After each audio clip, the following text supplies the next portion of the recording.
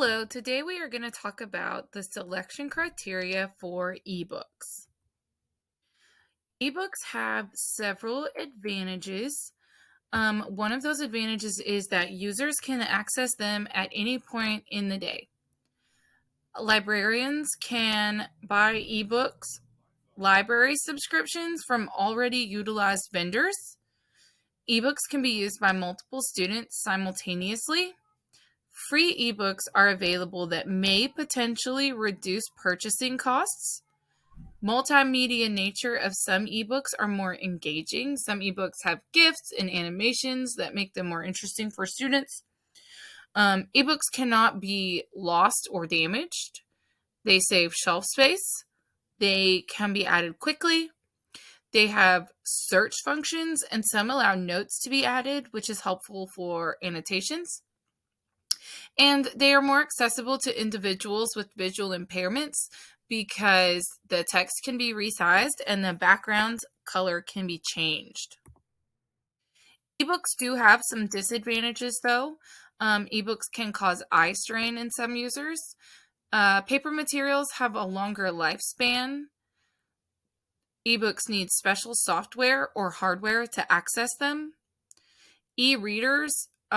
Some readers often prefer actual books, like physical copies of a book. Some titles are not available as ebooks, and e-readers are often expensive, and ebooks may only be available for a limited time depending on the licensing agreement for the ebook. Selection criteria for ebooks, you just follow the traditional criteria, but there are extra considerations for licensing agreements and necessary equipment. Is the library going to provide that equipment, or are the users responsible for that? Some questions to ask are, which titles are available? Who will use the ebooks? Are they for teachers or students? And what is the cost as compared to print versions of the same book? Implications for collection development are, there are several organizations that offer a wide variety of free ebooks available in public domain that should be promoted and considered before additional titles are purchased by the library. Some of these organizations include Project Gutenberg, the University of Virginia, the Internet Public Library, and the International Children's Digital Library. Copyright considerations.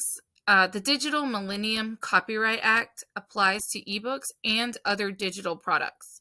A licensing agreement may be necessary, which could affect the following: the number of users that can access the book at one time, number of pages that can be printed, the amount of cut and paste that users can do, and the amount of time that a book can be checked out.